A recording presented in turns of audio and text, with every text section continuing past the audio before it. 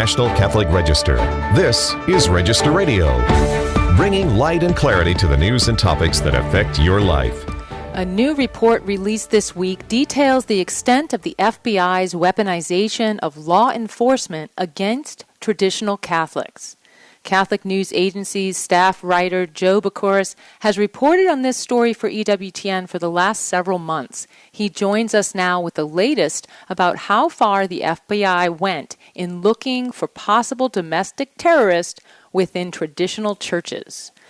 Then we hear Advent thoughts on the current conflict in the Holy Land from a Muslim who became Catholic. Register blogger Zubair Simonson joins us with a story of conversion. I'm Jeanette DeMello, Executive Director of the National Catholic Register and Catholic News Agency, and I'm your host here on Register Radio, thankfully joined by my co-host Matthew Bunson, who is EWTN News' Vice President and Editorial Director. Hi, Matthew. Hello, great to be with you. A busy week in Washington on a very crazy matter in our world, in our respect, right? But the House Judiciary Committee released a report, and as I mentioned in the lead-in, it's about how the FBI was investigating traditional Catholics as possible terrorists. And so we're joined by CNA reporter Joe Bukuras. Hey, Joe. Hey, guys. How you doing? It's good to have you on the show. I think this is the first time, and so we're very grateful for the reporting you do at CNA, covering often breaking news and bringing it to us very quickly and with precision. So, Joe, it's so good that you've been covering this case since about last January, really. And your reporting has actually been cited by larger organizations and whatnot, and so it's really brought some very useful material to Catholics and to society. So let's get started. What can you tell us? Let's go back to January rather than starting with the report. What can you tell us as an overview about what we found out last January? Sure. Yeah. So last January, a memo, basically like a 4 to 5 page document, was leaked from the FBI's Richmond office by a former FBI agent. And that's how it got to the press, and this whole story started. And that memo basically calls for an investigation through informants in Catholic parishes into, quote-unquote, radical traditionalist Catholics and their possible ties to what the document says is the far-right white nationalist movement. So this naturally caused a lot of uproar among Catholics, lawmakers. There was a letter by several attorney generals from across the nation that wrote out denouncing this, calling for demanding answers. Even the U.S. bishops came out and denounced this, and the local bishop in Richmond. And so the Weaponization Committee, which is a subcommittee under the House Judiciary Committee, began its investigation into the FBI to try to get down to it back in February when this became leaked. Yeah, Joe, the House Judiciary Committee's report, and I want to quote this, it says, under the guise of domestic terrorism, the Richmond Memorandum casts swaths of Catholic Americans as radical traditionalist Catholics and those practicing it as ripe opportunities for FBI, quote, threat mitigation. Now, we know it was retracted, but how did it get started, and do we know how high up the authorization went? So the report that was just released by the Weaponization Committee, it does give us a window into how its inception began. It started with 2 FBI analysts, and we got this information because the Weaponization Committee subpoenaed it from the FBI. So basically, the FBI had to give them internal documents about how this all happened, and that's how the Weaponization Committee got its info, which we're now seeing in public. So it started with 2 FBI analysts. It started with one local investigation in the Richmond area into someone who was an actual criminal and who was arrested, I think on a illegal weapons charge, who was interested in the Catholic Church through the SSPX, an SSPX church in Richmond, which is the Society of St. Pius X. They're a canonically irregular Catholic group, and through this investigation, they began reaching out to other offices across the country, FBI offices, saying, "Have you seen anything like this?" Kind of hard to describe because a lot of people are saying, "Well, what's the basis for this investigation?" It's like a fishing trip, right? I mean, they're fishing. Sure. That's a great word. Fishing for it. So they went and they talked to different offices, and they found different instances of where there were actual criminals or where the FBI did have ongoing investigations into people who were interested in a more traditional Catholicism, or in these cases, as they list out in the memo, the SSPX churches. And so they used these three or four instances, and as the basis for creating really a theory that in the run-up to the next 2024 election cycle, that more racially motivated violent extremists, that's the term they use, will become interested in traditional Catholicism, radical traditional Catholicism, as they say, within the next 12 to 24 months. And that's basically their theory, which is, a lot of people are saying is unfounded and are upset about it. Right. I'm talking to Joe Bukuras, the CNA's reporter who has been covering the FBI's weaponization against traditional Catholics, really weaponization of law enforcement against traditional Catholics in some areas. And a very interesting report came out from the House Judiciary Committee this week. And so we're following up on that report. Joe, when did these investigations actually occur? I mean, what time frame? Are we talking around, for example, the January 6th excursion at the Capitol, however you want to label that particular day's events? Was it around that time frame? What's the time frame? Help us understand the timeline. Sure. So these investigations that I was just mentioning from across the country occurred in 2022. One was in 2022. One was in 2021. You have another one in 2021. Yeah, so around the past two to 3 years, they all fall. And Matthew, I know I missed the last part of your question there of how high did this go. This went to the highest levels of the Richmond office, all the way to the special agent in charge and its top legal counsel, who apparently all saw no constitutional issues with this. Wow. Before it was put on a FBI-wide system, which is, contrary to what the FBI directors previously said in judiciary hearings. And it's funny, in the report you actually have detailed FBI agents from other offices publicly commenting on this report, or publicly or internally, everyone can see it, saying, why are we relying on these biased sources in this report, such as the Southern Poverty Law Center, as a basis for an investigation? They disagreed with it, and so that came out in the report as well.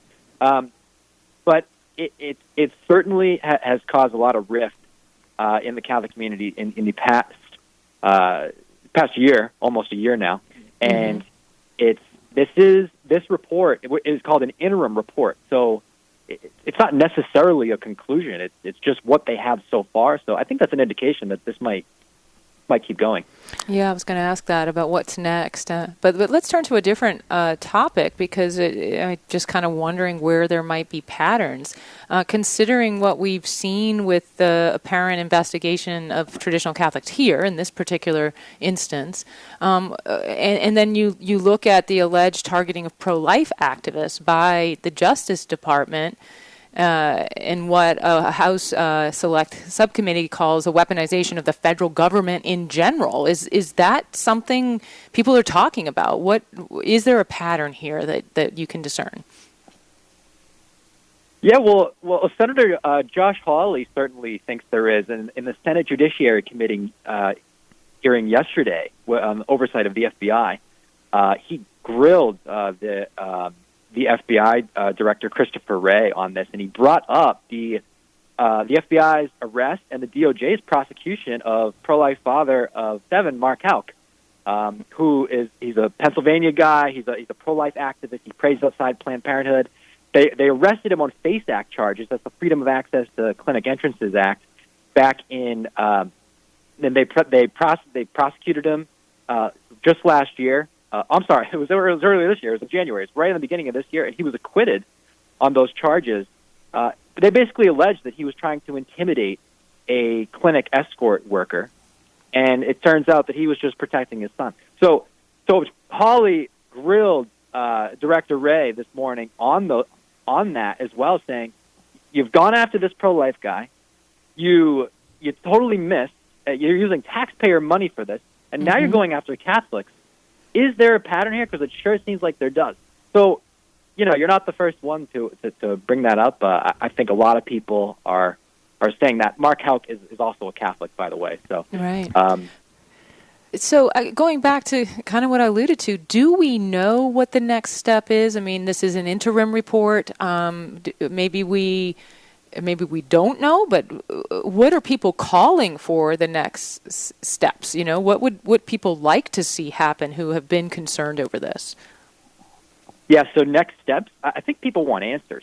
Again, in that hearing, Josh Hawley asked the director, "Has anyone been fired over this?" Mm-hmm. You are violating the First Amendment rights of Catholics with taxpayer dollars. Is anyone fired over this? His answer was, "This is going to go into their end of the year review," and he has indicated that no one has been fired over this. He sidestepped the question, and that's their answer. Hawley was not happy about that. People online have been very upset about it. I think people want reform, and the FBI they've talked about reform in the report. It lays out a little bit of what they're doing. They're talking about getting more training. It says that the people involved in the production of this report were admonished. The memo were admonished, and that they have to undergo training. So, one of the things he said in the hearing yesterday is that it could affect their pay. So, take that for what you will. Right. That's how the FBI is dealing with it. They're dealing with it as an HR issue as opposed to a constitutional issue. Right. Well, it's very important, that the press is dealing with it at all, because I don't think everyone is. And so it's very important, the work that you're doing to cover this, and Catholic News Agency is doing to cover this overreach. And as it has been said, it's a weaponization. So, Joe Bukuras from the Catholic News Agency, it's good to talk to you, and we hope to hear more updates on this story. Thank you both. When we come back, we will talk about Advent, Gaza, Israel, and a story of conversion with Zubair Simonson. This is Register Radio on EWTN Radio. Stay tuned for more.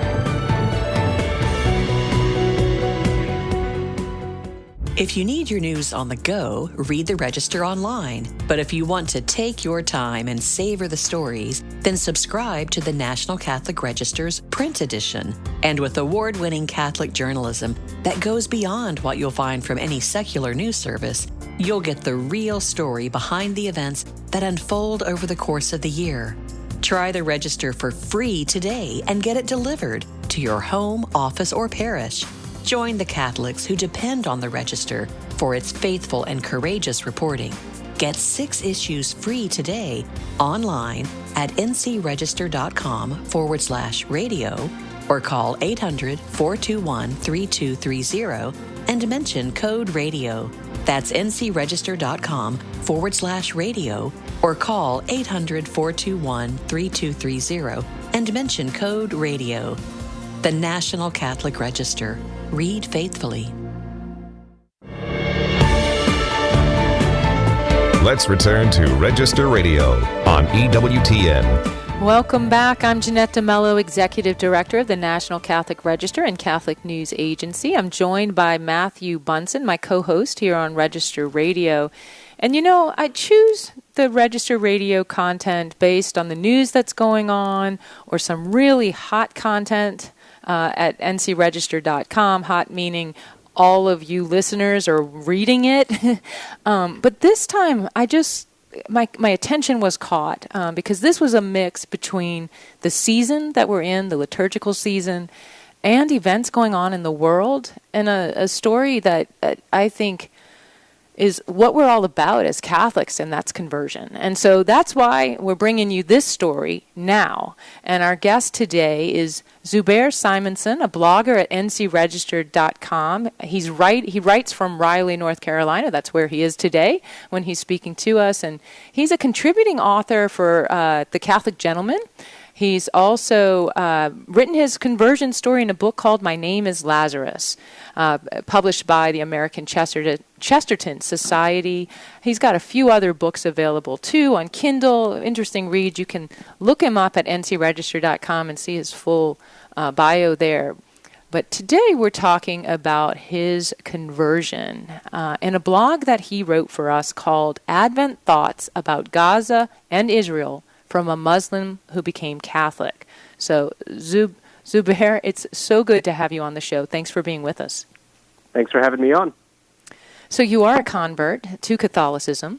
That's most of what we'll talk about today, but there's a lot that happened before that Catholic conversion.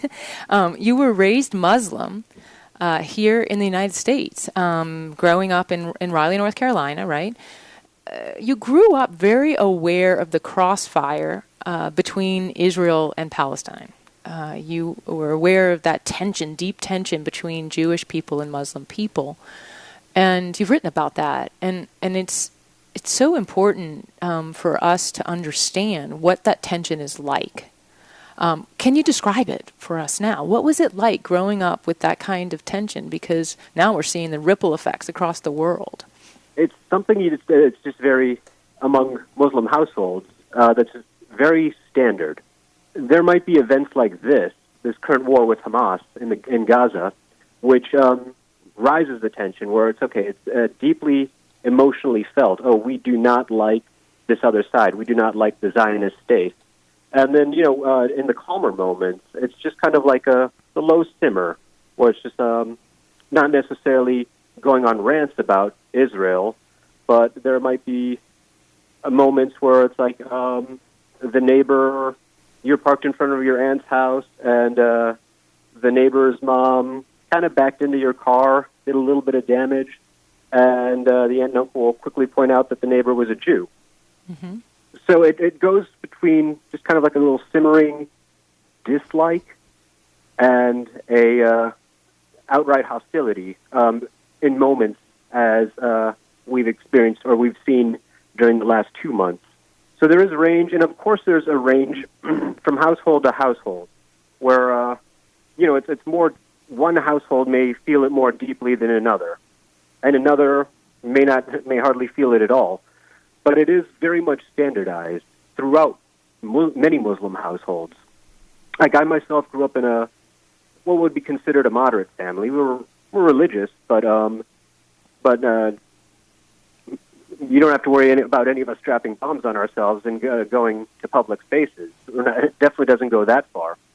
Even then, it's like when shortly before I'd moved to New York, I remember like a cousin of mine once called it Jewville. It's just something that's always there. It comes out to the forefront in the big news moments, and it's just kind of there in the background otherwise. Mm-hmm. Yeah, well, simmering is the right word until there's a boiling point, right? And you wrote about times when that was a very high tension. Obviously, right now we're in it, but you wrote that black and white narrative where Jewish people are bad, Muslim people are good, and no matter where the conflict is in the world or what it's about, those are the lines. And that black-white narrative fell apart for you. How did that happen? Well, that's pretty much that one goes hand in hand with my eventual conversion. And I didn't go from Islam to Catholicism. I went from practicing Muslim to really lax Muslim to refuse to call myself Muslim at all, to Protestant Christian, and then to the Catholic Church. And that's over the course of, up to the age of almost 30. In 2012 was when I converted, or when I was received into the Catholic Church. And so there's a lot of moments that kind of just kind of led to the disintegration of my faith in Islam. And, I can probably cite 15 to 20 events if we had enough time. But there's events at Sunday school, seeing one particular convert, just kind of like what effect the extremism had on him. This was shortly before 9/11. 9/11 itself, of course. And then discussions about this and this point and that point that eventually just kind of all added up to a day in February 2006 where I just happened to be walking in Times Square. I was living in New York at the time and saw on the news ticker that the Al-Aqsa Shrine had gotten bombed in Iraq, and that's a Shia shrine, and it was by Sunni terrorists. It just kind of like all hit me at that point where it's like, a lot of these terrible things that happen, I've been hearing throughout my whole life. It's like that's not the result of Islam. That's just some crazy person.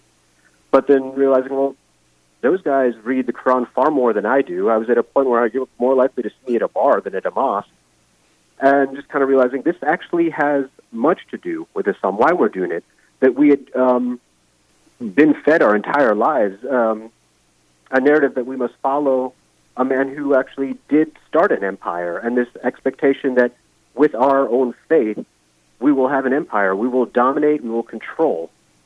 And then that this is the implications of believing that that's how things are supposed to be. But over the course of those years, I was also kind of willing to just kind of, as I questioned Islam itself, I was also ready to question the narratives I'd been growing up with. And during this time, I went to University of Michigan. I had a good number of Jewish friends. They didn't seem all that bad at all. On my father's side, so my father's a convert to Islam. His mother was Catholic. His father was Lutheran. But one of his sisters married a Jewish man. So it's like, I don't know, I'd known Jews enough all the time where it's like, okay, this one's not that bad. Okay, these friends of mine, they're not that bad. You met people, right? You met people. Yeah, I met people. And so I was, along with it, willing to look at what the other side of the narrative was. And kind of by the time I'd stopped being a Muslim, I actually had some appreciation for Israel, or it's the only democratic country, maybe obviously not a perfect democracy, what is, but the only democratic country in that whole region. And considering that there's this hostility that I grew up very, very much surrounded with, they have to be aware. They're not in a position where they can be unaware of that. They have to take measures to protect themselves. And those measures may be harsh, but they're not just arbitrarily doing it. They're doing it for a reason. Mm-hmm. And just kind of realizing there is another side to this. And it's not as simple as a narrative of demons and angels. Right. It's people versus people. And everyone's got good and bad running through each of their own hearts, and we're all shades of gray. Yeah, well, to that, you quote in your piece, your most recent piece for the Register, from Moby Dick, to the last I grapple with thee. But then you make the important point that hatred consumes. The loathing of a perceived enemy can be so consuming that one would rather see that enemy harmed than see a so-called friend be saved. So you write about hatred in our hearts, and there's so many different kinds of hatred that we're seeing today. How can all of us examine our consciences on this? I think this is where it's very important to look at the cross. See, the thing is to look at that and realize that before we demonize the Sanhedrin and the Roman soldiers who had killed Christ, they had the same pride within themselves that I myself have, and therefore I have a stake in what happened to him as well. Just when you look at that, look at the cross long enough, you realize, okay, I'm not necessarily the good guy. And you have to have that awareness to realize okay, if I'm not necessarily the good guy, how am I not the good guy? And I have prejudices which lead me to think this way, that help fuel me to say these things. And just understanding that you yourself are not completely innocent is very crucial. And I think that's one of the big differences between Islam and Christianity. Whereas Islam, they have a lot of great disciplines, where it's like, I am a better Christian for having grown up Muslim because I grew up fasting. I can do that because I've been doing it since I was 10.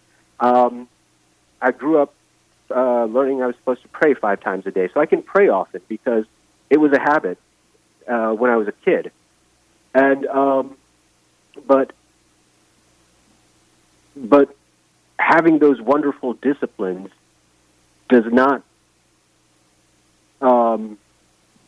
help you realize that I myself am partly responsible for the crucifixion of our Lord. Mm-hmm.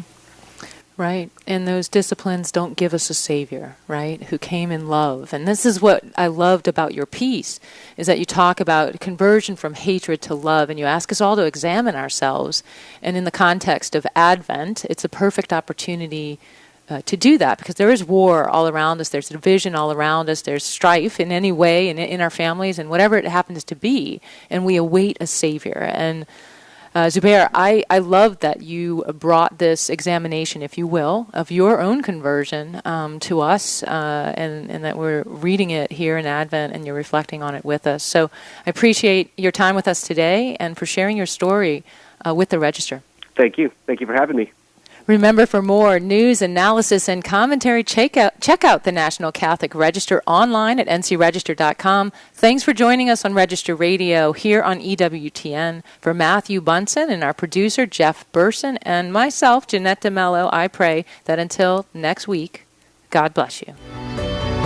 For more information about the National Catholic Register and about Register Radio, go to ncregister.com. Podcasts of Register Radio are posted on ncregister.com and on EWTN.com. Join us next week at this time for Register Radio on the EWTN Global Catholic Radio Network.